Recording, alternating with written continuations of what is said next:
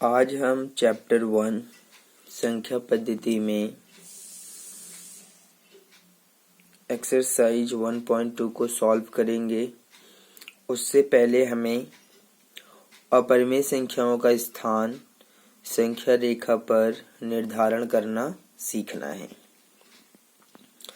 हम पिछली कक्षाओं में संख्या रेखा पर परिमेय संख्याओं को निर्धारित करना सीख चुके हैं। साथ में आपने जब भी किसी संख्या रेखा को बनाया है उस पर आपने प्राकृत संख्याओं, पूर्ण संख्याओं और पूर्णांकों का निर्धारण देखा है। अब हम 9th क्लास में ये हमारे लिए नया टॉपिक है जो कि अपरिमेय संख्याओं का स्थान संख्या रेखा पर निर्धारण करना सीखना है। चलिए सबसे पहले हम यहाँ पर एक एग्जाम्पल की सहायता से इन सभी चीज़ों को समझेंगे।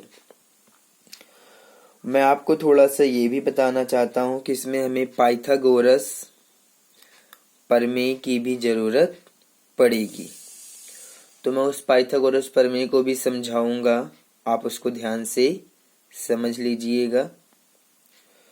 तो चलिए हम सबसे पहले हम एक एग्जाम्पल लेते हैं। हमारे पास एक एग्जाम्पल है कि संख्या रेखा पर √2 का निर्धारण कीजिए। संख्या रेखा पर √2 का स्थान निर्धारण कीजिए। ये हमारा एग्जाम्पल है।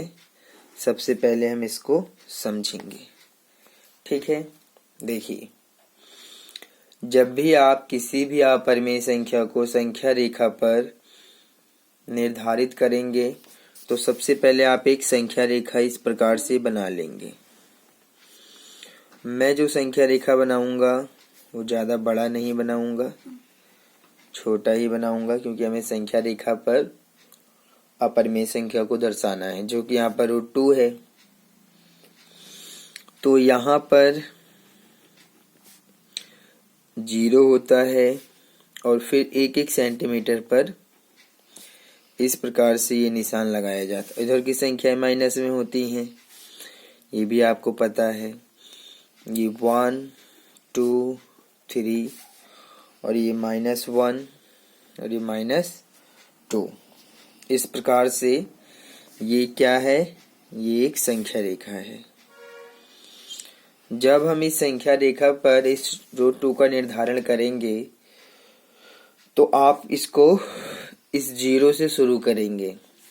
0 से आप एक इकाई, एक मात्रक भी आप कह सकते हैं या फिर एक इकाई भी कह सकते हैं, ठीक है। आपको एक इकाई लंबाई लेना है और ये आपको 0 से ही लेना है, ठीक है। तो आप एक मात्रा की लंबाई लेंगे। मान लीजिए मैंने यहाँ 0 से 0 आपका O का भी काम करता है और 0 का भी काम करता है, इसको ध्यान दीजिएगा। तो यहाँ से हम पहले एक मात्रक की लंबाई लेंगे। तो ये अपने आप में एक मात्रक की लंबाई है, 0 से 1 तक एक मात्रक की लंबाई है, ठीक है। चलिए, एक मात्रक की लंबाई ले लिया है, ये मैं लिख देता हूँ यहाँ पर। वैसे तो एक मात्रक है, यहाँ से यहाँ तक आप इसको दिमाग में रखिएगा। फिर आप स्केल की सहायता से इस 1 से एक परपेंडिकुलर यानी कि एक ऊर्ध्वाधर रेखा एक मात्रक और लेंगे। ये आपको स्केल से बनाना है, मैं हाथ से बनाऊंगा, आप इसको स्केल से बनाइएगा, ठीक है। तो ये हो जाएगा हमारा एक मात्रक 0 से 1 तक, और यहाँ पर भी आपको ये एक मात्रक ही लेना है, ये भी एक मात्रक है। ठीक है, तो जब आप इसको लेंगे इस प्रकार से, तो अब आप इसको मिलाइए, इस 0 को इससे मिला दीजिए, ये मिल गया। मिलाने के बाद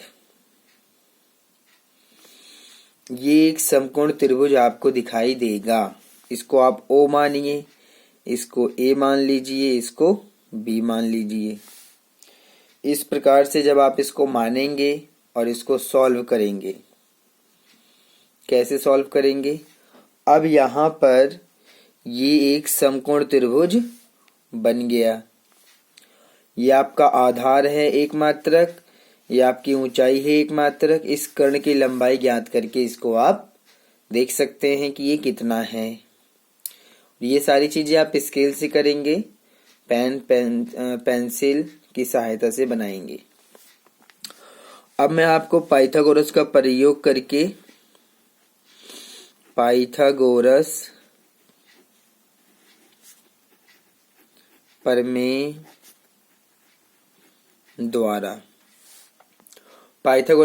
द्वारा आप इस देखिए, आपके पास आधार एक मात्रक है, लंबाई पता है, ऊंचाई एक मात्रक है, इसकी भी लंबाई पता है। तो ये कर्ण की लंबाई आपको ज्ञात करना है। ठीक है, तो चलिए मैं एक चीज आपको और पहले ही बता दूं कि कोई भी जो समकोण त्रिभुज होता है उसमें ये आधार होता है, ये लंब होता है और ये कर्ण होता है। ठीक है, इसको भी दिमाग में रखिएगा, ये 90 डिग्री का होता है। तो फॉर्मूला हमारे पास क्या है? फॉर्मूला पाइथागोरस प्रमेय होता है कर्ण का स्क्वायर बराबर आधार का स्क्वायर प्लस लंब का स्क्वायर, ये होता है फॉर्मूला। आधार हमारे पास 1 है तो 1 का स्क्वायर, लंब भी 1 है तो 1 का स्क्वायर। तो ये जो हमारा कर्ण है वो हमारा फाइंड हो जाएगा। 1 का स्क्वायर 1 रहेगा, 1 का स्क्वायर 1 रहेगा। कर्ण की जगह पर आप ये OB लिख सकते हैं। क्या लिख सकते हैं? OB। तो OB का स्क्वायर 1 और 1 को प्लस कीजिए 2। ये स्क्वायर मैं आपको सॉल्व करना बता देता हूं कि किस प्रकार से सॉल्व किए जाते हैं। स्क्वायर फाइंड करना तो बल्कि बहुत इजी है। देखिए 1 का स्क्वायर तो 1 इंटू 1 करेंगे तो आपको 1 मिलेगा। 2 का स्क्वायर करेंगे तो 2 गुणा 2 यानी कि आपको 4 मिलेगा। 3 का स्क्वायर करेंगे तो 3 गुणा 3 यानी कि 9 मिलेगा। 4 का स्क्वायर निकालेंगे 4 गुणा 4 तो आपको 16 मिलेगा। इस प्रकार से ये निकाला जाता है। ठीक है, तो ये रहा आपका OB स्क्वायर। इस स्क्वायर को हटाने के लिए, ये स्क्वायर हटाने के लिए हमें इसके ऊपर क्या लगाना पड़ेगा? वर्गमूल लगाना पड़ेगा। तो OB आपको कितना मिल गया? √2 मिल गया। तो OB की जो लंबाई है वो है √2। ठीक है, OB की लंबाई √2 है। हमें इस √2 को इस संख्या रेखा पर देखना है। हम चाहते हैं कि ये √2 जो OB की लंबाई है वो हमें इस संख्या रेखा पर दिखाई दे। इसके लिए हम क्या करेंगे? आप अपने पेंसिल को प्रकार में लगा लीजिए। OB को आपको त्रिज्या लेना है, यानी कि जो प्रकार की नोक है उसको आप यहाँ पर रखेंगे। ठीक है, और पेंसिल की नोक यहाँ पर रखेंगे। तो जब आप इसको प्रकार में त्रिज्या लेंगे OB, यहाँ पर आप इस प्रकार से रखेंगे। ठीक है, रखने के बाद अर्थात OB को आप त्रिज्या लेंगे, प्रकार की जो नोक है वो यहाँ पर आएगी, पेंसिल की नोक यहाँ पर आएगी। इस प्रकार से भरने के बाद आप ऐसे एक चाप लगा देंगे। ठीक है, तो जब आप इसको चाप लगाएंगे तो वो इस प्रकार से चाप कहीं ना कहीं आ जाएगा। ठीक है, ये चाप जब आप लगाएंगे तो ये चाप कहीं ना कहीं इस संख्या रेखा को काटेगा। ठीक है, तो जब आप OB को त्रिज्या लेके एक चाप लगाएंगे तो जहां भी जिस भी जगह पर वो चाप इस संख्या रेखा को काटेगा वो जो वैल्यू होगी वो किसका होगा, वो होगा √2। क्या होगा, वो √2 होगा, यानी कि आपका जो √2 है वो इस प्रकार से यहाँ पर आ जाएगा जहां भी वो चाप इस संख्या रेखा को काटेगा। ठीक है, तो इस प्रकार से आप √2 को संख्या रेखा पर दिखा सकते हैं और यही प्रोसेस सभी में आपको करना होता है। ठीक है, तो जब आप इस तरह से इसको करते हैं तो आप अपरिमेय संख्याओं को संख्या रेखा पर निर्धारित कर सकते हैं। चलिए अब मैं आपको एक और एग्जाम्पल सिखाता हूं। अब हम √3 को संख्या रेखा पर दर्शाएंगे। एक और एग्जाम्पल आपको समझा देते हैं ताकि आपको अच्छे से समझ में आ जाए। अब हम √3 को संख्या रेखा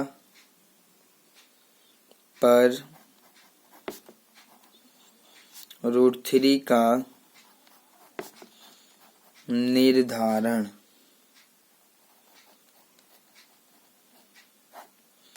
कीजिए। तो इसको भी करने का वही तरीका है। आप सबसे पहले एक संख्या रेखा इस प्रकार से बनाएंगे, एक सीधी रेखा होगी, इसमें आपका 0 होगा। 1-1 सेंटीमीटर पर ये आप निशान लगाएंगे। मैं थोड़ा सा बड़ा इसलिए ले रहा हूं ताकि आप इसको अच्छे से समझ पाएं। ठीक है, इसलिए मैं थोड़ा सा इसको बड़ा ले रहा हूं। तो 0 हो गया, 1 2 3। तो आप डायरेक्ट √3 को संख्या रेखा पर नहीं दर्शा सकते हैं, नहीं निर्धारित कर सकते हैं। तो सबसे पहले आपको एक मात्रक लंबाई लेना पड़ेगा। एक मात्रक आप लंबाई लेंगे और फिर यहां से एक मात्रक आप ऊंचाई लेंगे। एक मात्रक आप क्या लेंगे, ऊंचाई लेंगे। ये भी आपका एक मात्रक ही होना चाहिए, ध्यान रखिएगा, एक मात्रक है ये।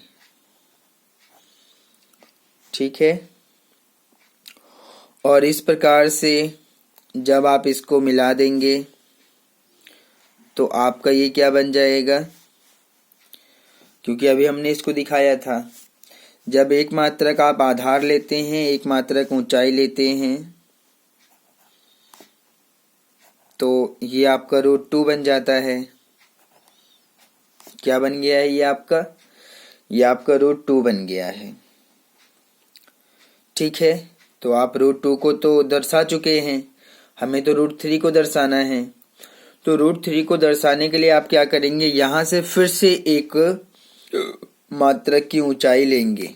यहां से आप क्या करेंगे, फिर से 90 डिग्री पर आप लेंगे। क्योंकि मैंने आगे संख्या रेखा लिखा हुआ है इसलिए मैं आपको केवल दिखा दूंगा कि मैंने फिर से एक ऊंचाई लिया है जो कि एक मात्रक है। यह आपके समझने के लिए होगा, आप इसको ध्यान से समझ लीजिएगा। ठीक है,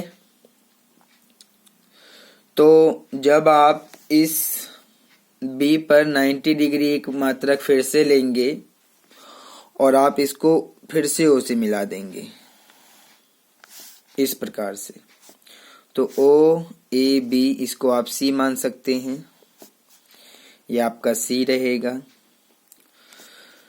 तो अगर ओ बी को आप आधार लें और बी सी को आप ऊंचाई लें तो ओ सी की लंबाई ज्ञात करके देखिए पाइथागोरस से आपको कितना मिलेगा। तो जब आप फिर से पाइथागोरस लगाएंगे, पाइथागोरस प्रमेय द्वारा, तो इस प्रकार से जब आप इसको आगे सॉल्व करेंगे तो इसके लिए आप कौन सा त्रिभुज लगाएंगे। एक चीज और है, मैंने यहाँ पर त्रिभुज आपको लिखना है, त्रिभुज ओ ए बी में यहाँ पर आप लिख लेंगे त्रिभुज ओ ए बी में, ठीक है। मतलब हमने पाइथागोरस प्रमेय किस त्रिभुज में लगाया है। ऐसे यहाँ पर भी हम लिखेंगे त्रिभुज ओ बी सी में, ओ बी सी में, क्योंकि हम √3 को दर्शाना चाहते हैं, √2 को तो हमने दर्शा चुके हैं यहाँ पर, ठीक है। तो इस प्रकार से जब आप ओबीसी को देखेंगे ओबीसी में तो आप इस ओसी की लंबाई निकालिए। फॉर्मूला होता है कर्ण का स्क्वायर बराबर आधार का स्क्वायर प्लस लंब का स्क्वायर। तो कर्ण यहाँ हो जाएगा ओबी, क्योंकि 90 के जो सामने वाली भुजा होती है वो हमेशा कर्ण होती है। देखिए आप, ये 90 डिग्री का एंगल होता है समकोण त्रिभुज में और इसके सामने वाली भुजा कर्ण होती है, तो इसके सामने ये है कर्ण, यानी कि ओसी का स्क्वायर, आधार आपका ये हो जाएगा ओबी का स्क्वायर, लंब आपका बीसी हो जाएगा बीसी का स्क्वायर। तो ओसी का स्क्वायर हमें ज्ञात करना है, ओबी ओबी की जगह पर √2 लिखेंगे और इसका भी क्या करेंगे स्क्वायर। बीसी हमारा ऊंचाई है जो कि 1 लिखा जाएगा और इसका भी स्क्वायर करेंगे। अब हम √2 का स्क्वायर करना चाहते हैं, मैं आपको √2 का स्क्वायर करके दिखाऊंगा, आप इसको ध्यान से समझ लीजिए। √2 का जब आप स्क्वायर करेंगे तो √2 की गुणा आप √2 में करेंगे इस प्रकार से, ठीक है। तो √2 की √2 में गुणा करेंगे आपको ये 4 मिल जाएगा, ठीक है।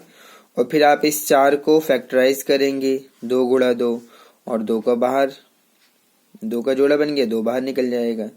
तो √2 का जब आप कैलकुलेशन करेंगे तो आपको क्या मिलेगा 2 मिल जाएगा इस प्रकार से। तो इसका तो 2 बन गया, 1 का स्क्वायर 1 रहेगा और ये रहा आपका ओसी स्क्वायर। तो ओसी स्क्वायर बराबर 2 और 1 3, दोनों को जोड़ देंगे 3। स्क्वायर जब आप हटाएंगे तो इसका वर्गमूल लेना पड़ेगा, स्क्वायर हटाने के लिए क्या करना पड़ेगा वर्गमूल लेना पड़ेगा। तो ओसी हमें कितना मिल जाएगा, ओसी मिल जाएगा √3, ठीक है। तो अब आप यहाँ पर ओसी को मानेंगे √3, तो इसका मतलब √3 तो हमें दिख गया, ओसी की जो लंबाई है वो √3 है, लेकिन हमें ये यहाँ पर नहीं संख्या रेखा पर चाहिए। तो अब आप त्रिज्या मानेंगे, जब आप ओबी को त्रिज्या लेंगे, जब आप ओबी को त्रिज्या लेके इसको निकालेंगे तो जब आप यहाँ पर प्रकार का जो केंद्र है, यहाँ पेंसिल यहाँ पर रखेंगे तो ओबी का जो निर्धारण होगा वो इस प्रकार से हो जाएगा। ओबी का निर्धारण ये तो √2 है, तो जब आप यहाँ केंद्र रखेंगे, प्रकार का जो केंद्र है यहाँ रखेंगे, प्रकार का आप नोक यहाँ रखेंगे और उसमें जो पेंसिल है वो यहाँ पर रखेंगे इस प्रकार से और एक चाप लगाएंगे। तो इस प्रकार से आप इसको देखेंगे, ये चाप इस प्रकार से इस सी को, फिलहाल तो आपको ये प्रकार ऐसे ले जाना है, जब आप इसको ऐसे मिलाएंगे तो ऐसे चाप लाएंगे नीचे, तो प्रकार की नोक आप यहाँ पर रखेंगे और पेंसिल की नोक यहाँ रखेंगे। तो इस प्रकार से आप इसको जब नीचे लेके आएंगे, इस प्रकार से लेके आएंगे, तो जहां भी जिस भी बिंदु पर संख्या रेखा कटेगी वो बिंदु होगा आपका √3।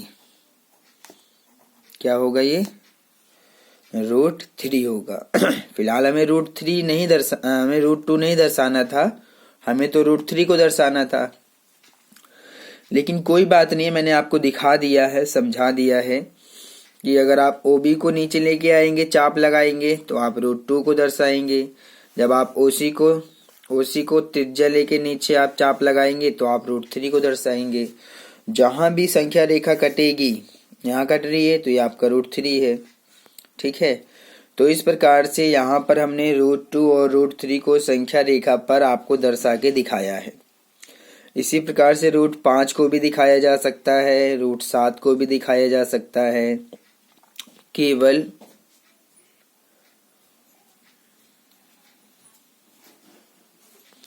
केवल अपरिमेय संख्याओं को ही संख्या रेखा पर आप दर्शा सकते हैं। फिलहाल तो आप परिमेय को भी दर्शा सकते हैं, लेकिन यहाँ पर हमें जो सीखना है वो अपरिमेय संख्याओं को संख्या रेखा पर निर्धारण करना सीखना है। तो अभी हम उसी को सीख रहे हैं। ठीक है, तो जब √5 को दर्शाना होगा तब ये थोड़ा सा एक मात्रक और ऊपर लिया जाएगा। ठीक है, जैसे √2 के लिए मैंने ऐसे बनाया, √3 के लिए थोड़ा सा एक मात्रक और आगे बढ़ गया, ये √5 के लिए फिर एक मात्रक और आगे लेंगे। जितनी बड़ी संख्या होगी उसी प्रकार से हमें ऊंचाई को एक एक मात्रक बढ़ा बढ़ा के इसको बनाना पड़ेगा। ठीक है, तो मैं वो चीजें भी आपको सिखाऊंगा। अभी तो फिलहाल इसको हम इतना ही रखेंगे। ठीक है, और इस प्रकार से मैंने आपको इस एक्सरसाइज 1.2 को सॉल्व करने के लिए जो बेसिक चीजें आपको जानकारी देना था मैंने दे दिया है। मैंने आपको अपरिमेय संख्याओं की जानकारी दी है और संख्या रेखा पर किस प्रकार से आप अपरिमेय संख्याओं को दर्शाएंगे ये भी मैंने बता दिया है। वास्तविक संख्याओं के बारे में मैंने आपको बताया है। अब हम सीधा एक्सरसाइज को सॉल्व करेंगे। चलिए अब हम सीधा एक्सरसाइज को सॉल्व करते हैं, उसमें जो भी क्वेश्चन है उसको सॉल्व करेंगे। Exercise 1.2 question number 1 first point. चलिए देखते हैं क्या लिखा है।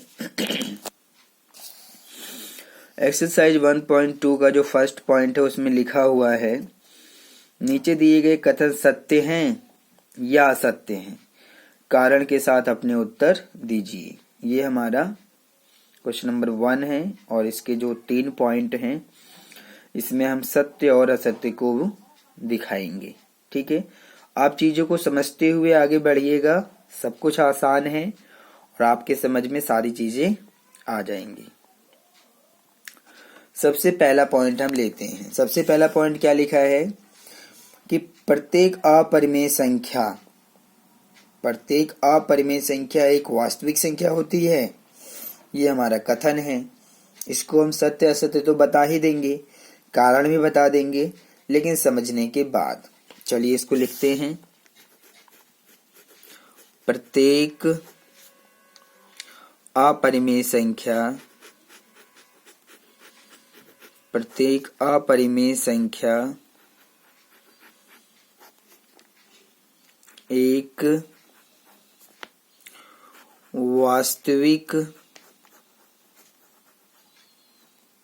एक वास्तविक संख्या होती है। ये हमारा कथन है। इस कथन को हम सत्य असत्य तभी बताएंगे जब हम इसको समझेंगे। चलिए पहले हम अपरिमेय संख्याओं को समझ लेते हैं, या मतलब लिख लेते हैं, ताकि हम इसको आसानी से समझ पाएं। तो जो अपरिमेय संख्या है आपने देखा है कि इस प्रकार से √2, √3, √5, √6, √7 बहुत सारी होती हैं अपरिमेय संख्याएं। और जो वास्तविक संख्याएं होती हैं, वास्तविक संख्याएं जो होती हैं, मैंने आपको बताया था वास्तविक संख्याओं में तो बटे में जो संख्याएं लिखी होती हैं वो भी आती हैं, जिसको हम परिमेय संख्या बोलते हैं। और इसमें सभी प्रकार के अपरिमेय संख्याएं भी होती हैं, ये भी आपको मैंने बताया था। ठीक है, तो वास्तविक संख्याओं में तो परिमेय संख्याएं भी होती हैं और अपरिमेय संख्याएं भी होती हैं, ये आप अच्छी तरह से जानते हैं। तो स्टेटमेंट क्या कह रहा है कि प्रत्येक अपरिमेय संख्या वास्तविक संख्या होती है, सत्य है। अगर आप इसको ध्यान से देखें कि प्रत्येक अपरिमेय संख्या, आप कोई भी अपरिमेय संख्या ले लीजिए, इसके अंदर कोई भी ले लीजिए, वो आपको वास्तविक संख्याओं में भी तो मिलेगा, क्योंकि वास्तविक संख्या के अंदर अपरिमेय संख्याएं भी होती हैं। तो ये कथन तो सत्य हो गया। तो आप इसको बताएंगे ये सत्य है, कारण बताएंगे क्योंकि वास्तविक संख्याएं परिमेय और अपरिमेय दोनों प्रकार की संख्याओं से मिलकर बनी होती हैं। ठीक है, आप ऐसा लिख सकते हैं, क्योंकि वास्तविक संख्याएं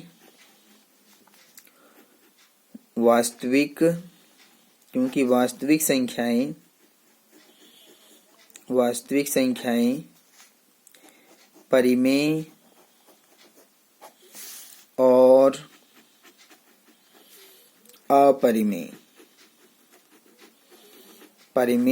अपरिमेय क्योंकि वास्तविक संख्याएं परिमेय और अपरिमेय संख्याओं का संग्रह होता है। इसका मतलब क्या हुआ? इसका मतलब ये हुआ कि जो वास्तविक संख्याएं हैं उसमें परिमेय और अपरिमेय दोनों प्रकार की संख्याएं होती हैं, इसलिए सभी अपरिमेय संख्याएं भी आपको वास्तविक संख्याओं के अंतर्गत मिल जाएंगी। ठीक है, यही कारण है कि प्रत्येक अपरिमेय संख्या वो वास्तविक संख्या होती है। चलिए, आपने समझ लिया होगा इसको। अब हम आगे बढ़ते हैं सेकंड पॉइंट के ऊपर। इसमें लिखा है कि संख्या रेखा का प्रत्येक बिंदु रूट m के रूप का होता है, जहां m एक प्राकृत संख्या है। तो ये हमें समझना है। चलिए इसको भी देख लेते हैं। संख्या रेखा का प्रत्येक बिंदु रूट m के रूप का होता है, जहां m एक प्राकृत संख्या है। ठीक है, ये हमारे पास स्टेटमेंट है। हम इसको सत्य बताएं कि असत्य बताएं, चलिए इसको हम लॉजिक के साथ में समझते हैं। कि आपको पता है कि जब आप एक संख्या रेखा इस प्रकार से बनाते हैं, इस प्रकार से जब आप एक संख्या रेखा लेते हैं, तो इस संख्या रेखा को अगर हम दो भागों में बांटते हैं तो पहले 0 होता है, फिर आप इसको 1-1 सेंटीमीटर पर निशान भी लगा लेते हैं। इस प्रकार से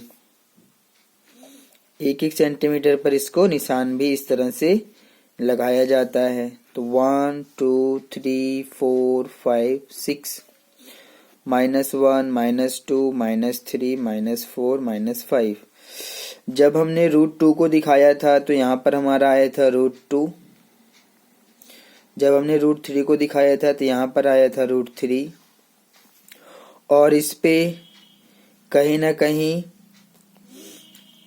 अपरिमेय संख्याएं भी होती हैं और ऋणात्मक संख्याएं भी हैं, और जो परिमेय संख्याएं होती हैं ना बटे में, वो भी इसके अंदर होती हैं। ठीक है, अगर आप इसके नीचे 1/2 लगा दें तो परिमेय संख्याएं भी हैं। तो आप इससे क्या समझ रहे हैं?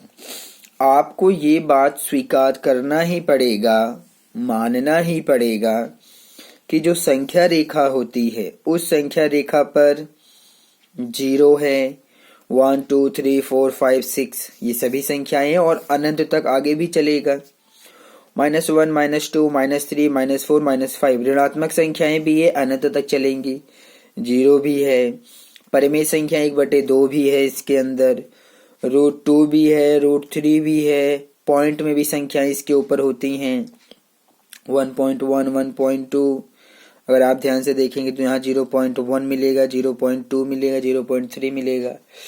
तो संख्या रेखा पर तो सभी संख्याएं हैं, चाहे वो प्राकृत संख्या है, चाहे वो पूर्ण संख्या है, चाहे वो पूर्णांक है, परिमेय संख्या है, अपरिमेय संख्या है, वास्तविक संख्या है।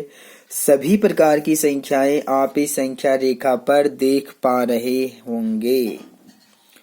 और इसने क्या लिखा है स्टेटमेंट में? स्टेटमेंट में तो कह रहा है कि संख्या रेखा का प्रत्येक बिंदु √m के रूप का होता है। तो ये तो बात असत्य हो गई। क्या सभी संख्याएं √m में होती हैं? यहाँ पर नहीं, सभी संख्याएं √m में नहीं होती हैं। माइनस की भी संख्याएं हैं, प्लस की भी संख्याएं हैं, परिमेय संख्याएं हैं, अपरिमेय संख्याएं हैं। तो आप यहाँ पर इस बात को असत्य कहेंगे। क्या कहेंगे? असत्य। इसकी बात असत्य है।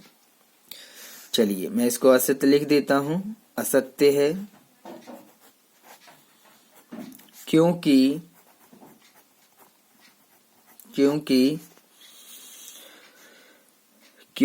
संख्या रेखा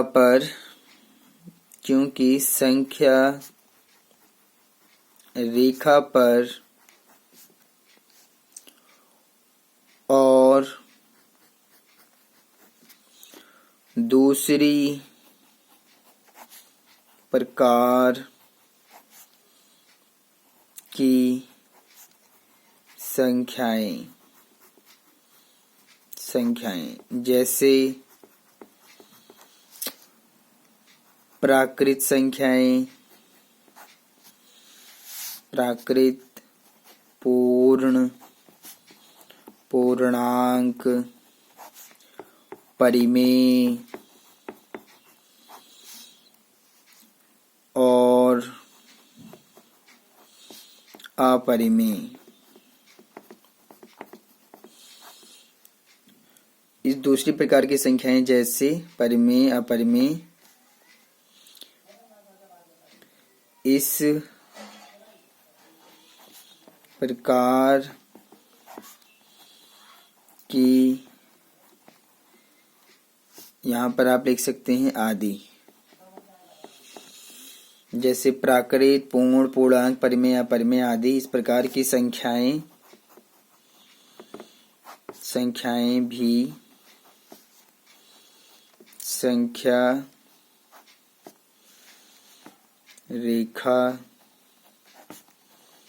पर विद्यमान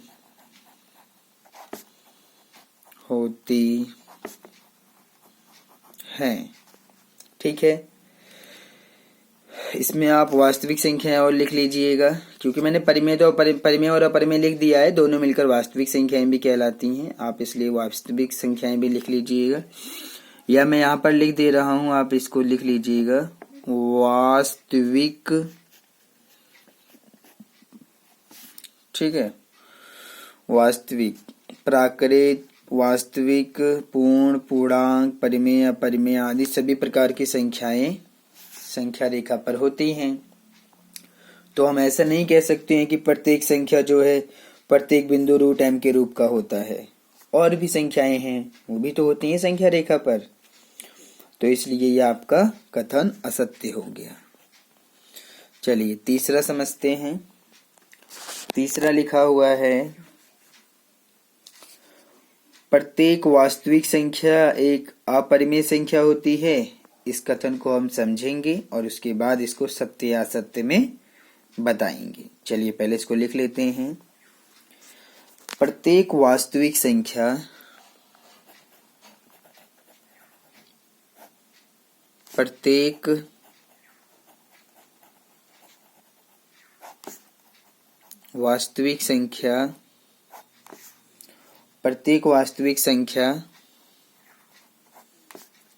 एक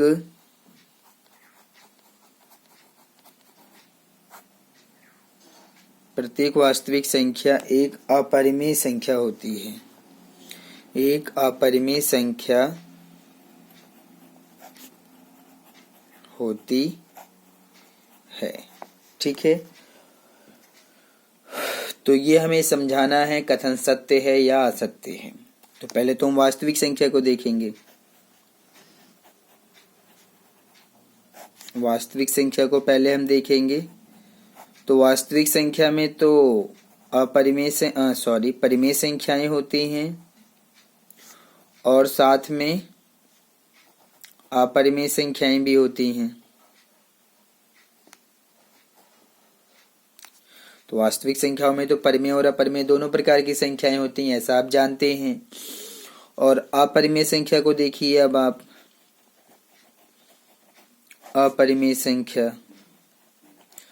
अपरिमेय संख्या में तो केवल √2, √3, √5, √6 इस प्रकार से अपरिमेय संख्याएं होती हैं।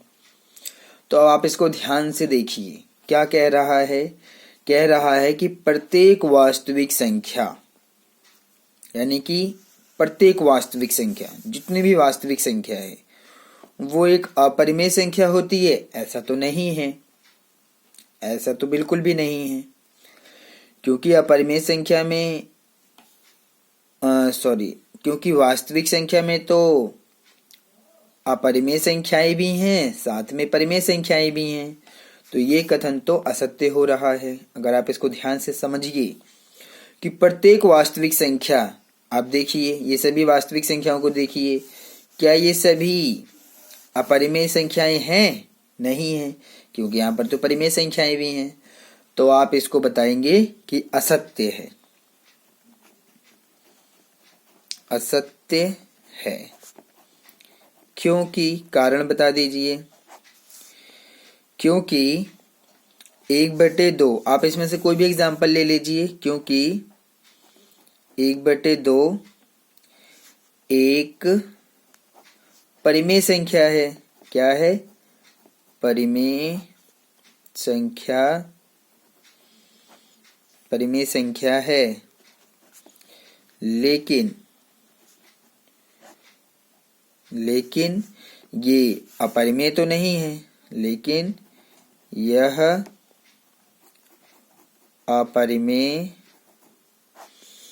अपरिमेय संख्या नहीं है। ठीक है, हम यहाँ पर जो चीजों को साबित कर रहे हैं, सत्य या असत्य में उसको बांट रहे हैं, वो लॉजिक के साथ में बांट रहे हैं। जो लॉजिक है, जो नियम है, जो कारण है, उसको भी लिख रहे हैं, उसको भी समझा रहे हैं, उसको भी बता रहे हैं। आंसर को आप देखेंगे जब, तो उसमें कुछ अलग तरीके से बताया होगा, तो आप आंसर से कंफ्यूज मत होइएगा। आंसर थोड़ा बहुत अलग तरीके से भी वो लिख सकता है, लेकिन आंसर जो भी लिखा होगा आप उसको अच्छे से समझ नहीं पाएंगे। ठीक है ना। लेकिन ये जो मैं लॉजिक बता रहा हूँ, कारण बता रहा हूँ कि ऐसा सत्य है तो क्यों सत्य है, असत्य है तो क्यों असत्य है, तो ये आपके सामने एक स्पष्ट लॉजिक है जो कि आप यहाँ पर देख भी पा रहे हैं। तो जब हम इस प्रकार से क्वेश्चन को समझ के उसका जवाब देते हैं तो वो हमेशा सही होता है। ठीक है, तो इस प्रकार से अगर आप इसको समझेंगे और कहेंगे तो ये आपका आंसर इसी प्रकार से माना जाएगा और ये सही है। बुक में जो आंसर है वो आपको थोड़ा सा अलग देखने को मिलेगा, उसका भी यही मतलब है, लेकिन क्योंकि एक एग्जाम्पल देके समझाना होता है, सभी एग्जाम्पल तो लिख नहीं सकते हैं। ठीक है ना, तो सभी एग्जाम्पल्स को नहीं लिखा जा सकता है, इसलिए कोई एक लेकर आप उसको असत्य बता सकते हैं, किसी एक एग्जाम्पल को लेकर आप उसको सत्य बता सकते हैं। ठीक है, तो ये चीजें आपको समझ होनी चाहिए। तो इस प्रकार से हमारा जो क्वेश्चन नंबर 1 था वो फर्स्ट क्वेश्चन कंप्लीट हो गया है। अब हम आते हैं क्वेश्चन नंबर 2 को सॉल्व करेंगे। चलिए पढ़ते हैं क्वेश्चन नंबर 2 में क्या लिखा है। क्वेश्चन नंबर 2 में कह रहा है कि क्या सभी धनात्मक पूर्णांकों के वर्गमूल अपरिमेय होते हैं? यदि नहीं तो एक ऐसी संख्या का वर्गमूल का उदाहरण दीजिए जो परिमेय संख्या हो। तो हमारे पास तो बहुत सारे उदाहरण हैं, जिसका आप वर्गमूल निकालेंगे तो आपको परिमेय संख्या मिलेगा। और वो भी आप ध्यान से देखिएगा, यहां लिखा है धनात्मक पूर्णांक। क्या लिखा है? धनात्मक पूर्णांक। तो क्या सभी धनात्मक पूर्णांकों का वर्गमूल अपरिमेय होता है? तो इसका जवाब तो है नहीं, क्योंकि अगर आप धनात्मक पूर्णांक को ध्यान से देखें, धनात्मक पूर्णांक, तो जब आप इसको सॉल्व करेंगे, मैं आपको दिखा देता हूं कि जो धनात्मक पूर्णांक हैं, वैसे तो मैं आपको समझा चुका हूं पिछले वीडियो में। धनात्मक पूर्णांक यानी कि प्लस के जितने भी संख्याएं हैं आप उनको ले लीजिए। आप 0 भी ले सकते हैं, 1 2 3 4 5 6 7 8 9 10, बहुत सारी संख्याएं आपके सामने यहाँ पर है। तो कह रहा है कि क्या सभी धनात्मक पूर्णांकों के वर्गमूल अपरिमेय होते हैं? ऐसा तो नहीं है। यहाँ पर तो बहुत सारे धनात्मक पूर्णांक हैं, सभी का वर्गमूल अपरिमेय तो नहीं होगा। जैसे कि √3 का तो अपरिमेय होगा, √2 का भी अपरिमेय होगा, √5 का भी अपरिमेय होगा, √6 का भी अपरिमेय होगा, √7 का भी अपरिमेय होगा वर्गमूल, √8 का वर्गमूल भी अपरिमेय होगा, √10 का वर्गमूल अपरिमेय होगा, लेकिन 4 का नहीं होगा अपरिमेय, 9 का नहीं होगा अपरिमेय। तो इस प्रकार से आप कह सकते हैं, इसने जो पूछा है कि क्या सभी धनात्मक पूर्णांकों के वर्गमूल अपरिमेय होते हैं, तो आप इसका जवाब देंगे नहीं। नहीं, सभी धनात्मक पूर्णांकों का वर्गमूल अपरिमेय नहीं होता है। जैसे कि 4 का नहीं होगा, 9 का नहीं होगा, आगे अब आप जाएंगे तो 16 का भी नहीं होगा, 25 का भी नहीं होगा। तो जब आप इसको नहीं बता देंगे, फिर कह रहा है तो एक ऐसी संख्या का वर्गमूल का उदाहरण दीजिए जो परिमेय संख्या हो। तो उदाहरण आप दे सकते हैं। उदाहरण के लिए देखिए, आप √2 को लेंगे तो ये वर्गमूल में से बाहर नहीं निकलेगा, तो ये अपरिमेय है। √3 भी बाहर नहीं निकलेगा, अपरिमेय है। √5 भी बाहर नहीं निकलेगा, अपरिमेय है। √6 7 8 ये सब अपरिमेय है। 10 भी बाहर नहीं निकलेगा वर्गमूल में से, लेकिन 4 बाहर निकल जाएगा, 1 बाहर निकल जाएगा, 9 बाहर निकल जाएगा। तो आप किसी एक का एग्जाम्पल लेके समझा दीजिए। आपको जो समझाना है किसी एक एग्जाम्पल को लेके समझाना है, सभी को नहीं। तो उदाहरण के लिए मैंने यहाँ पर √4 ले लिया। तो √4 का जब आप गुणनखंड करेंगे तो 2 का जोड़ा बन जाएगा और 2 बाहर निकल जाएगा। तो आप इसके नीचे एक लगा के दिखा दीजिए कि एक परिमेय संख्या है, ये एक परिमेय संख्या है। ये एक परिमेय संख्या है। आप इसको ध्यान से देखिए, क्योंकि 4 का 2 बाहर निकलेगा और इसको आप 1/2 में लगा के परिमेय संख्या बना सकते हैं। आप उदाहरण के लिए √1 भी ले सकते थे, √9 भी ले सकते हो। आप उसी को ही लीजिएगा जो बाहर निकल जाए वर्गमूल में से, तभी वो परिमेय संख्या बनेगी। अगर बाहर नहीं निकलेगा तो वो परिमेय संख्या नहीं, वो अपरिमेय संख्या होगी। ये मैंने आपको समझाया हुआ है। तो ये हमारा क्वेश्चन नंबर 2 इस प्रकार से सॉल्व होना है और इस प्रकार से करना है। आप इसको अपने दिमाग में रखिएगा, ठीक है। आगे बढ़ते हैं क्वेश्चन नंबर 3 के लिए। क्या लिखा है क्वेश्चन नंबर 3 में, चलिए देखते हैं। क्वेश्चन नंबर 3 में कह रहा है, दिखाइए कि संख्या रेखा पर √5 को किस प्रकार निरूपित किया जा सकता है। अब हम √5 को संख्या रेखा पर निरूपित करके दिखाएंगे, क्योंकि क्वेश्चन नंबर 3 है इसलिए। पहले मैंने आपको संख्या रेखा पर √2 को निर्धारित करके दिखाया, फिर √3 को करके दिखाया। अब मैं √5 को निर्धारित करके दिखाऊंगा और नियम यही रहेगा, ठीक है, चलिए संख्या रेखा पर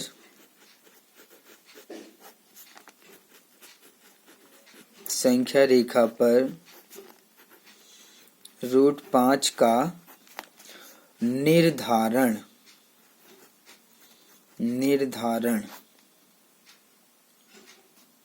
कीजिए। यही हमारा क्वेश्चन नंबर 3 है। तो आप प्रोसेसिंग जो स्टार्ट करेंगे वो √2 √3 की तरह ही करना है। सबसे पहले आप एक संख्या रेखा बनाएंगे।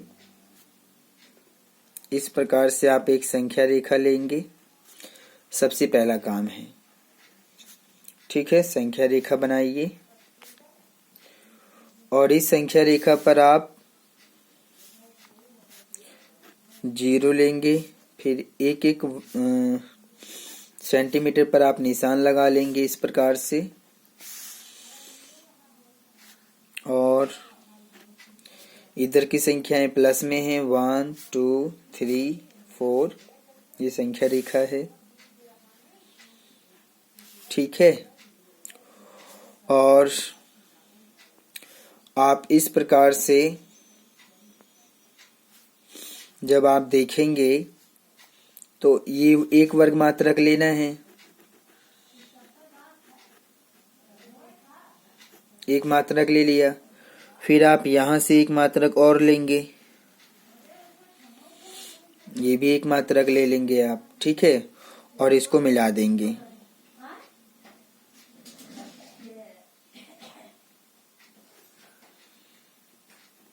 ठीक है, तो जब ये एक है, ये एक है, तो हमने इसको निकालेंगे तो √2 मिल जाएगा। ये तो √2 के लिए हो गया। हम तो √5 तक पहुंचेंगे ना, तो ये आपको समझने का तरीका है।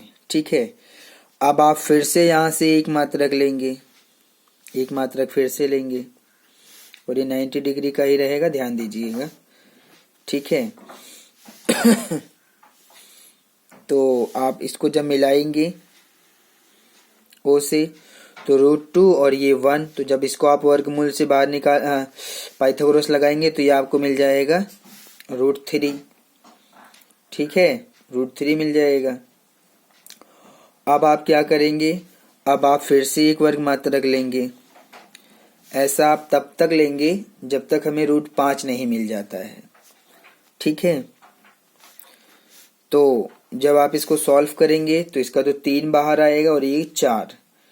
ठीक है, 3 ये और एक ये, यानी कि जब आप इसको पहले तो मिला लीजिए।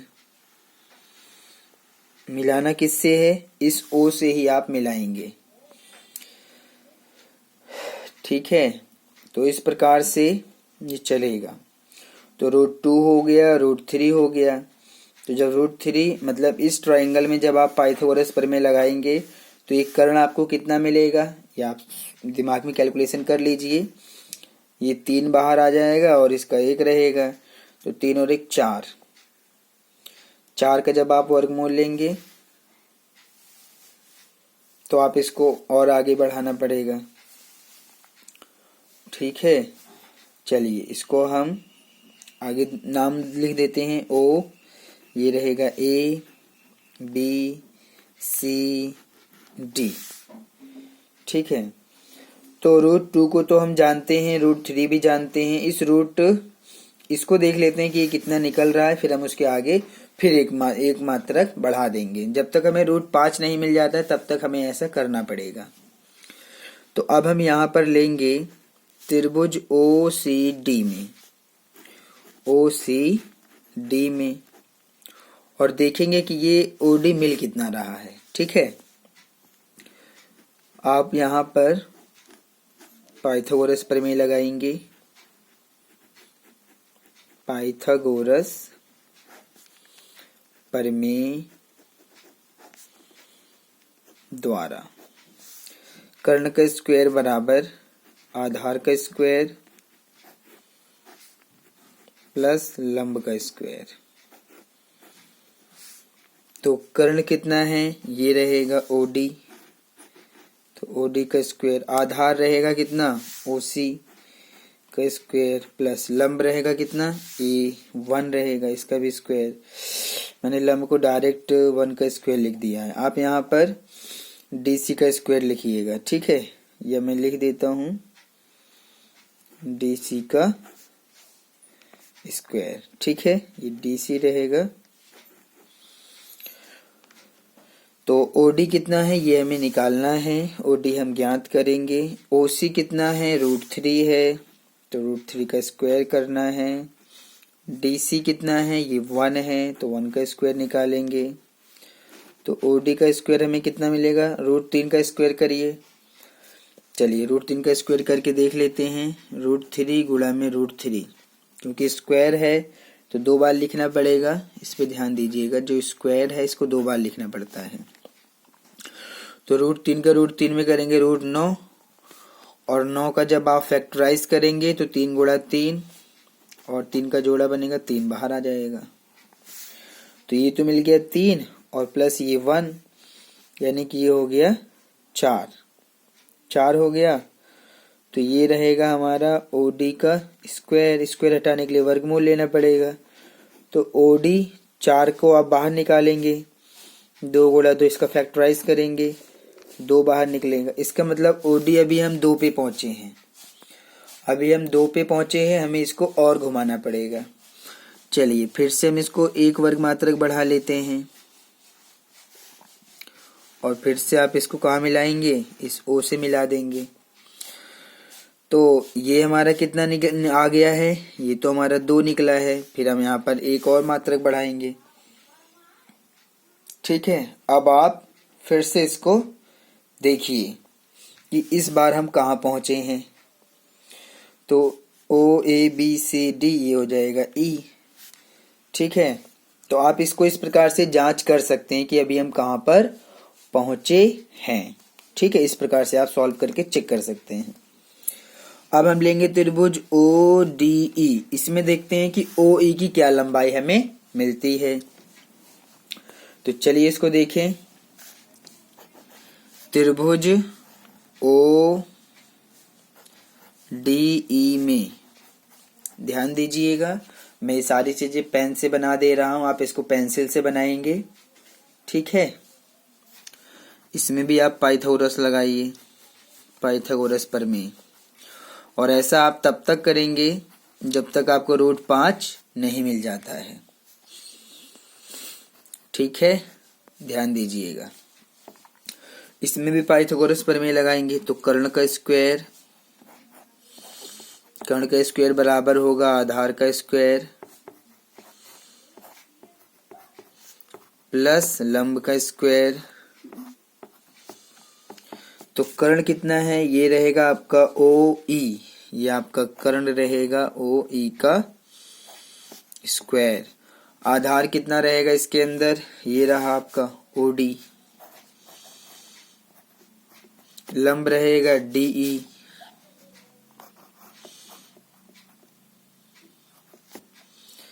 तो OE तो हमें निकालना है, इसको तो हम ज्ञात करेंगे, OE का स्क्वायर। OD कितना है, ये रहा 2, तो 2 का स्क्वायर। DE कितना है 1, तो इसका स्क्वायर। तो 2 का स्क्वायर 4 हो जाएगा, और 1 का स्क्वायर 1, तो ये रहा आपका OE का स्क्वायर। तो OE का स्क्वायर आ जाएगा 4 और 1 5, ये 2 हटाएंगे जब हम, तो इसका वर्गमूल लेना पड़ेगा। तो OE अब हमें मिल गया √5। तो यही √5 है जो हमें चाहिए था, ठीक है। √5 मिल गया। तो अब हमें जाके मिला है √5। इस प्रकार से इतना करने के बाद ये प्रोसेसिंग है। आपको इसी प्रकार से तब तक 1 मात्रक आप बढ़ाते रहेंगे। आप 1 मात्रक तब तक बढ़ाएंगे जब तक आपको वो संख्या नहीं मिल जाती है जो आपको संख्या रेखा पर दिखाना है, ठीक है। तो इस प्रकार से अब आप OE को त्रिज्या मानेंगे और चाप को नीचे लाएंगे, और संख्या रेखा पर जहां भी काटेगी वही आपका मान होगा, वही आपका √5 का निर्धारण होगा। तो जो प्रकार है उसका केंद्र, यानी कि उसकी जो नोक है वो यहाँ पर रखेंगे, और उसकी जो पेंसिल की नोक है वो यहाँ पर आएगी। और इस प्रकार से आप इसको नीचे एक चाप लगाते हुए नीचे आएंगे, और इस प्रकार से जब आएंगे, इस प्रकार से आपको आना है, कहीं ना कहीं वो संख्या रेखा को जरूर काटेगा। ठीक है, कहीं ना कहीं वो संख्या रेखा को जरूर काटेगा, और जहां काटेगा वही आपका क्या होगा, √5 होगा। क्या होगा, √5। और केवल उसी को ही लेके आना है जो दिखाना है, सभी को लाने से कोई फायदा नहीं है। √2 का निर्धारण हम कर चुके हैं, √3 का भी कर चुके हैं। अगर 2 को लाना होता तो 2 तो आपको यहीं पर दिख रहा है, सीधा इस प्रकार से आ जाएगा। लेकिन √5 का आपको इस प्रकार से, जब आप इसको केंद्र यानी कि OE, यानी कि O को आप केंद्र मानेंगे, OE को त्रिज्या लेंगे, और आप जब चाप लगाएंगे प्रकार से, तो वो संख्या रेखा को कहीं ना कहीं इस प्रकार से किसी न किसी बिंदु पर काटेगा, और जिस बिंदु पर काटेगा वही आपका पॉइंट होगा जो आपको दर्शाना है, √5। ठीक है, तो इस प्रकार से हमने √5 को भी निर्धारित कर दिया है संख्या रेखा पर, और इसी प्रकार से आपको समझना है और इसी प्रकार से करके देखना है। ठीक है, तो मैंने आपको प्रोसेस दिखा दिया है कि किस प्रकार से आप इसको आगे बढ़ेंगे और कैसे आप यहाँ पर इसको करके देखेंगे। ठीक है, क्वेश्चन नंबर 4 को अगर आप ध्यान से देखें तो ये एक एक्टिविटी दिया हुआ है करके देखने के लिए। कह रहा है कक्षा, क्वेश्चन नंबर 4 को मैं बात कर रहा हूँ। क्वेश्चन नंबर 4 में कह रहा है कक्षा के लिए क्रियाकलाप है ये कि वर्गमूल सर्पिल की रचना। अगर आप इसको ध्यान से देखें तो ये जो प्रोसेस है किस तरह से, देखिए ये घूम रहा है गोल गोल, ये गोल होता चला जाएगा और ये एक पूरा राउंड लगाएगा। तो इसको आप बोलेंगे ये है वर्गमूल सर्पिल की रचना। ये आप इसको क्या बोलेंगे, वर्गमूल सर्पिल की रचना। इस प्रोसेस को बोला जाएगा वर्गमूल सर्पिल की रचना, क्योंकि इसमें ये गोल गोल इस तरह से घूमता चला जाएगा। ठीक है, फिर आगे क्या कह रहा है क्वेश्चन में, कह रहा है कागज की एक बड़ी शीट लीजिए और नीचे दी गई विधि से वर्गमूल सर्पिल की रचना कीजिए। सबसे पहले एक बिंदु O लीजिए और एकक लंबाई के रेखाखंड OP खींचिए। एकक लंबाई वाले OP1 पर लंब रेखाखंड P1 P2 खींचिए। अब OP2 पर लंब रेखाखंड P2 P3 खींचिए। तब OP3 पर लंब रेखाखंड P3 P4 खींचिए। इस प्रक्रिया को तब तक जारी रखते हुए OPN-1 पर एकक लंबाई वाले लंब रेखाखंड खींचकर आप रेखाखंड PN-1 PN प्राप्त कर सकते हैं। इस प्रकार आप बिंदु O, P1, P2, P3, PN प्राप्त कर लेंगे और उन्हें मिलाकर √2, √3, √4 को दर्शाने वाली एक सुंदर सर्पिल प्राप्त कर लेंगे। तो ये एक्टिविटी करने के लिए कहा गया है। ये जिस प्रकार से दिखा रहा है आपको, ये आप इसको खुद करके देखेंगे। इसको बड़े कागज की शीट पर करना है। ठीक है, और जो करने का प्रोसेस, जो तरीका है, जो नियम है, वो मैंने यहाँ पर आपको समझा दिया है कि किस प्रकार से आप इसको बनाएंगे, किस प्रकार से आप इसको करेंगे। बड़ा कागज का सेट चाहिए, तो ये आप स्वयं करके देखेंगे। करने का तरीका यही रहेगा। आप फिर से एक मात्रक बढ़ा देंगे और फिर से यही चीज करेंगे, तो आपको जो √5 के बाद में अपरिमेय संख्या है या √5 के बाद में जो भी संख्या आएगी वो मिल जाएगा। पहले हमें 0 तो हमारे पास निर्धारित है संख्या रेखा पर, 1 भी निर्धारित है।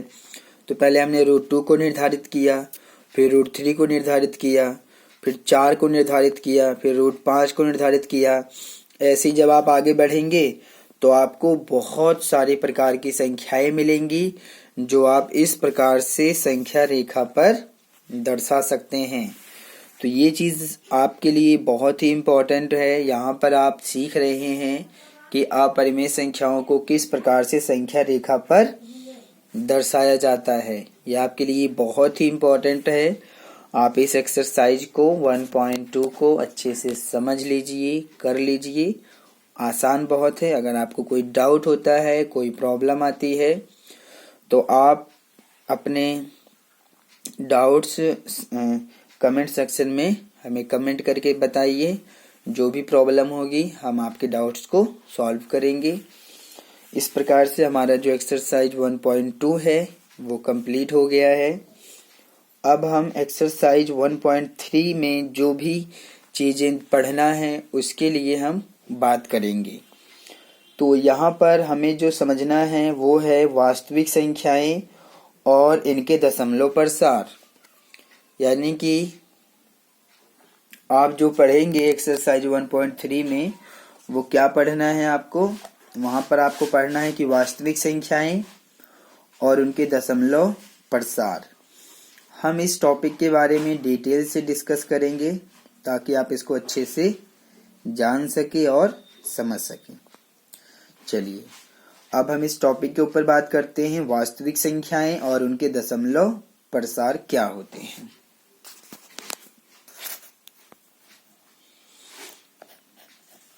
वास्तविक संख्याएं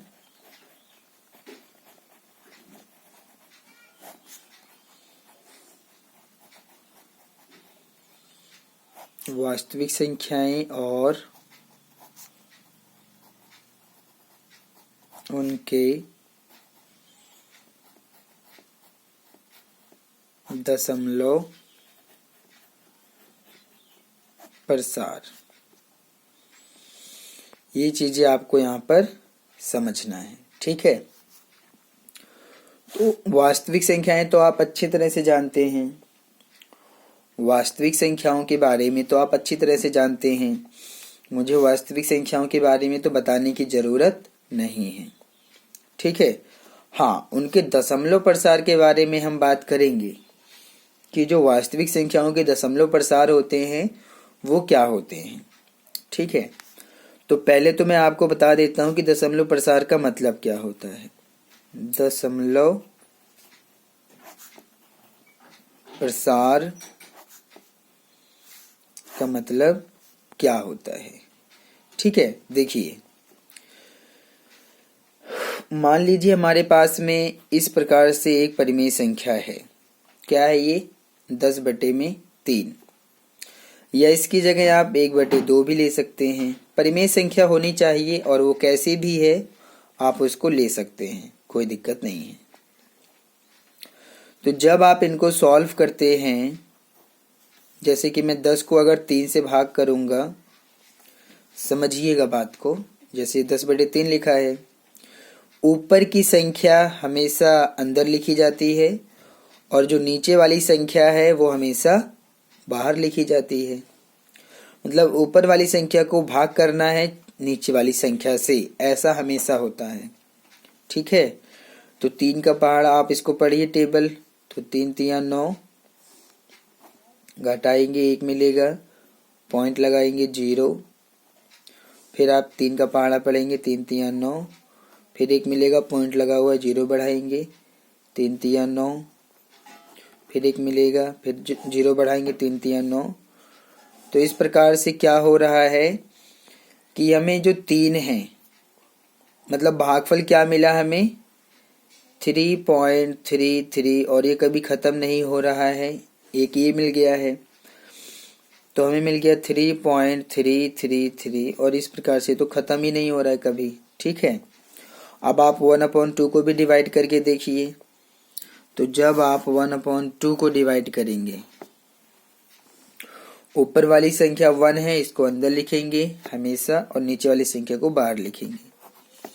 तो जब आप दशमलव लगाएंगे तभी आप यहाँ पर 0 बढ़ा सकते हैं। 2 पंचे 10, कट गया। ठीक है, तो अब हमें कितना मिला, हमें मिल गया 0.5, यहाँ मिला 0.5। तो देखिए, मैंने यहाँ 2 एग्जाम्पल लिया है। मैंने जब 1/2 को भाग किए तो पूरा पूरा कट गया, आया दशमलव में है, आया तो दशमलव में है, लेकिन शेषफल कुछ नहीं बचा। यहाँ भी दशमलव में आया है लेकिन शेषफल कुछ ना कुछ बच गया है। ठीक है, तो जब भी हम किसी भी परिमेय संख्या में ऐसा करते हैं और भाग करते हैं तो हमें जो दशमलव रूप मिलता है, जो भागफल मिलता है दशमलव में, उसी को ही कहा जाता है दशमलव प्रसार। ये दोनों ही क्या हैं? ये दोनों क्या हैं? इन दोनों को आप कहेंगे दशमलव प्रसार है। ये क्या है? ये है दशमलव प्रसार है। ये दशमलव प्रसार है। ये ऐसा आप करके देखेंगे तभी आपको मिलेगा। जब भी हम किसी भी तरीके से भाग करते हैं इस प्रकार से, तो या तो शेषफल में कुछ बच जाता है या तो फिर कुछ नहीं बचता है, लेकिन जो दशमलव में जो भागफल आपको मिलेगा उसी को ही दशमलव प्रसार कहा जाता है। यानी कि 3.333 ये अपने आप में 10/3 का क्या है? दशमलव प्रसार है। और 1/2 का जो आया है 0.5 क्या है? दशमलव प्रसार है। तो दशमलव प्रसार समझ आ गया। इस प्रकार से आप दशमलव प्रसार को समझ सकते हैं। अब ये जो दशमलव प्रसार होता है ये 2 प्रकार का होता है। ठीक है, इस दशमलव प्रसार को हम 2 प्रकार में बांटेंगे। चलिए इसको समझते हैं। दशमलव प्रसार, दशमलव प्रसार, दशमलव प्रसार को आप 2 तरीके से विभाजित करेंगे और ऐसा होता भी है। एक होता है शांत दशमलव प्रसार और एक होता है अशांत। ठीक है, दशमलव प्रसार कितने प्रकार के होते हैं? 2 प्रकार के होते हैं, शांत दशमलव प्रसार और अशांत दशमलव प्रसार। ठीक है, शांत तो अपने आप में एक ही रहेगा, मतलब जो है वही रहेगा, लेकिन अशांत में 2 प्रकार बनते हैं। एक होता है अशांत आवर्ती, दूसरा होता है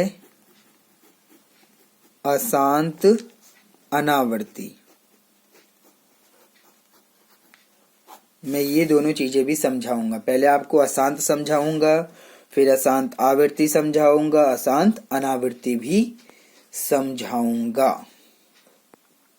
ठीक है, तो सबसे पहले शांत को देखते हैं, फिर अशांत और अशांत आवर्ती और अशांत अनावर्ती को भी हम देखेंगे और समझेंगे। तो सबसे पहले यहाँ पर हम शांत वाले को देखते हैं कि शांत का क्या मतलब है। शांत दशमलव प्रसार। शांत दशमलव प्रसार क्या है?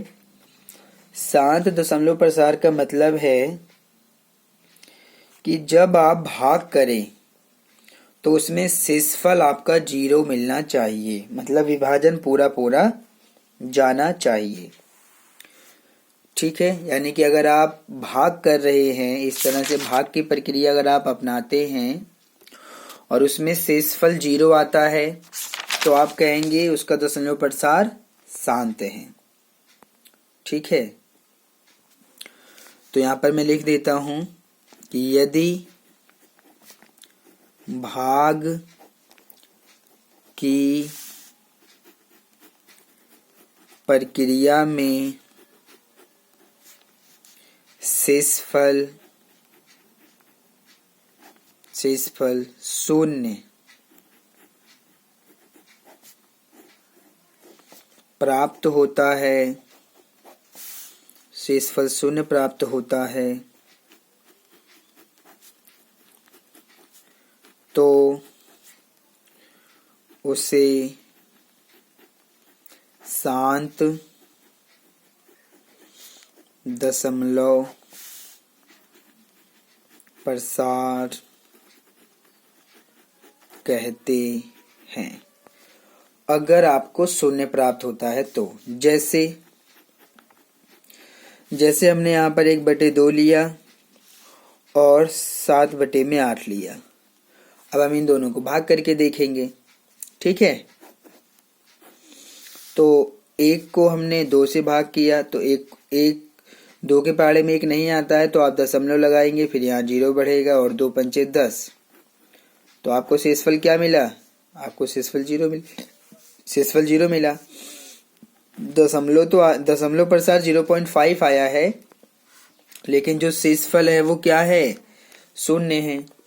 तो इसको आप क्या बोलेंगे? शांत दशमलव प्रसार। ऐसे आप इसके लिए भी भाग करके देखिए। ऊपर वाली संख्या अंदर, नीचे वाली संख्या बाहर। आप सबसे पहले दशमलव लगाएंगे, 0 बढ़ेगा, फिर 8 का पहाड़ा पढ़ेंगे, 8 8 जा 64 और फिर घटा देंगे। 10 में से 4 घटाएंगे 6, पॉइंट लगा हुआ है, 0 बढ़ाएंगे, 8 7 56, फिर आपको 4 मिलेगा, घटाने पर पॉइंट लगाए 0 बढ़ाएंगे, 8 पंचे 40। तो यहाँ पर आपको शेषफल क्या मिला? 0 मिल गया। तो दशमलव प्रसार क्या आया? 0.875। समझ आया? तो अगर आप किसी परिमेय संख्या को इस प्रकार से डिवीजन प्रोसेस करते हैं, भाग करते हैं और शेषफल आपको 0 मिलता है, तो आप क्या बताएंगे कि इस प्रकार के दशमलव प्रसार शांत दशमलव प्रसार कहलाते हैं। क्या कहलाते हैं? यह शांत दशमलव प्रसार है। कैसा है ये? शांत दशमलव प्रसार है, क्योंकि शेषफल आपको दोनों ही स्थितियों में 0 मिला है। 0 मिलेगा तभी आप उसको शांत बोलेंगे, 0 मिलना ही चाहिए, तभी आप कहेंगे दशमलव प्रसार शांत है। ठीक है। अब हम आते हैं अशांत की स्थिति में। दूसरा पॉइंट लेते हैं, अशांत। अशांत दशमलव प्रसार। अशांत दशमलव प्रसार। ठीक है। तो जब आप अशांत दशमलव प्रसार की बात करेंगे तो आप लिखेंगे यदि भाग की प्रक्रिया में शेषफल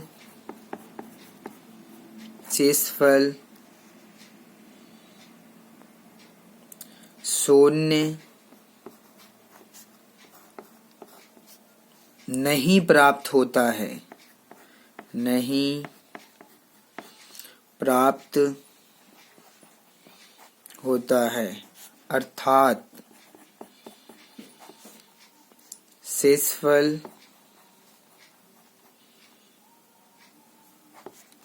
में कुछ संख्या बचती है,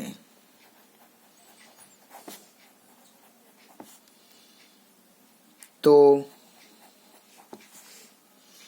उसे अशांत दशमलव प्रसार कहते हैं।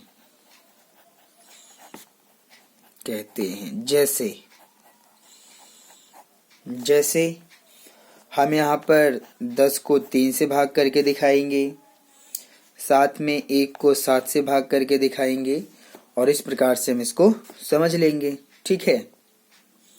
चलिए भाग करके देखते हैं। ऊपर वाली संख्या को अंदर लिखना है, नीचे वाली संख्या को बाहर लिखना है। 3 का पहाड़ा पढ़ेंगे, 3 3 9, घटाएंगे 1 आएगा, पॉइंट लगाएंगे 0, फिर 3 3 9 और फिर इस प्रकार से 1 मिलेगा, फिर आप 0 बढ़ाएंगे, 3 तिया 9, फिर आप 1 बढ़ाएंगे, 1 मिलेगा, 0 बढ़ाएंगे, 3 तिया 9, तो इसका मिलेगा 3.3333। ये कभी कटने वाला नहीं है, आपको शेषफल में हमेशा कुछ न कुछ मिलता ही रहेगा। आपको हमेशा शेषफल में कुछ न कुछ मिलता ही रहेगा, कभी खत्म नहीं होने वाला है। ऐसे ही आप ऊपर वाली संख्या को अंदर, नीचे वाली संख्या को बाहर भाग करके देखिए।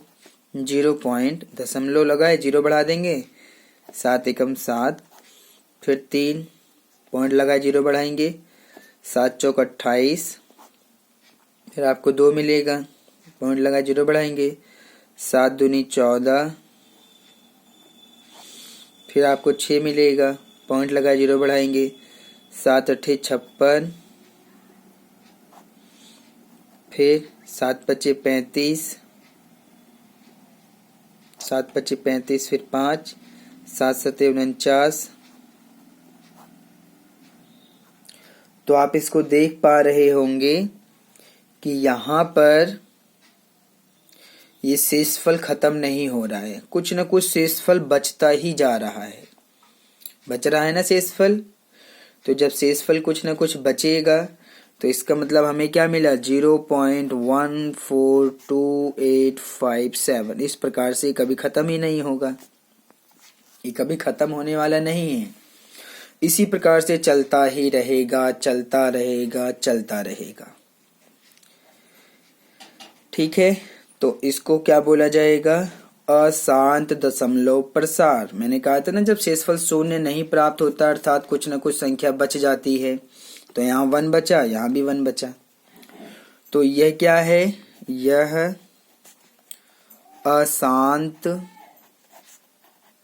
दशमलव प्रसार है।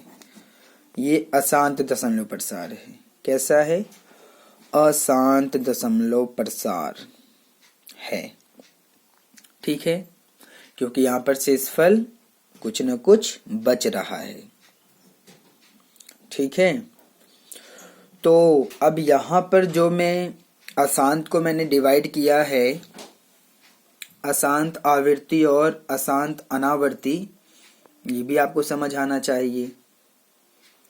ठीक है, देखिए अशांत को मैंने बांटा है आवृत्ति में और अनावर्ती में। अशांत दशमलव प्रसार समझ आ गया आपको कि अशांत दशमलव प्रसार का क्या मतलब होता है। जब शेषफल 0 ना आए, कुछ न कुछ बच जाए, तो आप उसको अशांत बोलेंगे। और अशांत में भी फिर आप उसको आवर्ती और अनावर्ती कैसे बोलेंगे, इसको समझते हैं। देखिए, आवृत्ति का मतलब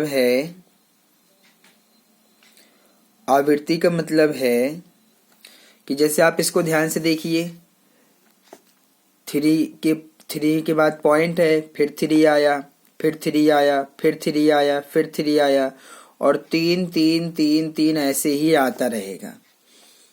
ठीक है, इसको क्या बोला जाएगा, 3.33333। ये कभी खत्म होने वाला नहीं है, इसको बोला जाएगा आवर्ती। क्या बोला जाएगा, आवर्ती बोला जाएगा। ठीक है, क्योंकि ये कभी खत्म ही नहीं हो रहा है, 3 आता जा रहा है, तो इसी को हम क्या बोलते हैं, आवृत्ति बोलते हैं। तो क्योंकि 3 यहाँ पर कभी खत्म नहीं होने वाला है, चलता रहेगा अनंत तक, इसको एक और तरीके से लिखा जाता है। कैसे, 3.3, और क्योंकि 3 यहाँ पर बार बार आवृत्ति यानी कि रिपीट हो रहा है, तो आप इसके ऊपर बार लगा देंगे। क्या लगा देंगे, बार लगा देंगे। और इस बार को लगाने से मतलब है कि जो 3 है वो आपका आवृत्ति कर रहा है, यानी कि रिपीट हो रहा है, बार बार बार बार ये आपको आता रहेगा। तो यही है आवृत्ति का मतलब। आवृत्ति को या तो आप ऐसे लिख के दिखाएंगे या तो 3.3 और जो संख्या रिपीट हो रही है, जिस संख्या की आवृत्ति हो रही है, आप उसके ऊपर बार लगा देंगे इस प्रकार से। समझ आया? इसके बाद आता है अनावृत्ति।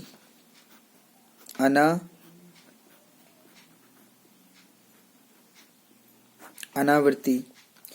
अगर आप दूसरे वाले को ध्यान से देखें, शेषफल में यहाँ भी कुछ ना कुछ बचा है, यहाँ भी बचा है। यहाँ पर आपने जब देखा तो 0, आप इनके शेषफलों को, भागफलों को ध्यान से देखिए। 0.1 आया, फिर 4 आया, फिर 2 आया, फिर 8 आया, फिर 5 आया, 7 आया, लेकिन रिपीट नहीं हो रहा है। रिपीट नहीं हो रहा है। यहाँ तो 3 आपका रिपीट होने लग गया था, आवृत्ति होने लग गया था। यहाँ जो भागफल में जो डिजिट्स, जो अंक आ रहे हैं, उसमें से कुछ रिपीट नहीं हो रहा है, तो इसको क्या बोला जाएगा? अनावृत्ति बोला जाएगा। क्या बोला जाएगा? अनावृत्ति। यहाँ कुछ रिपीट नहीं हो रहा है। अगर कोई नंबर रिपीट होना शुरू हो जाएगा तो आप उसको बोलेंगे अशांत आवृत्ति। और अगर नंबर रिपीट नहीं हो रहा है, 1, 4, 2, 8, 5, 7, यहाँ तो कुछ रिपीट नहीं हो रहा है, नहीं हो रहा है ना, तो इसको बोलेंगे अशांत अनावृत्ति। तो आप यहाँ पर बताएंगे कि ये अशांत है,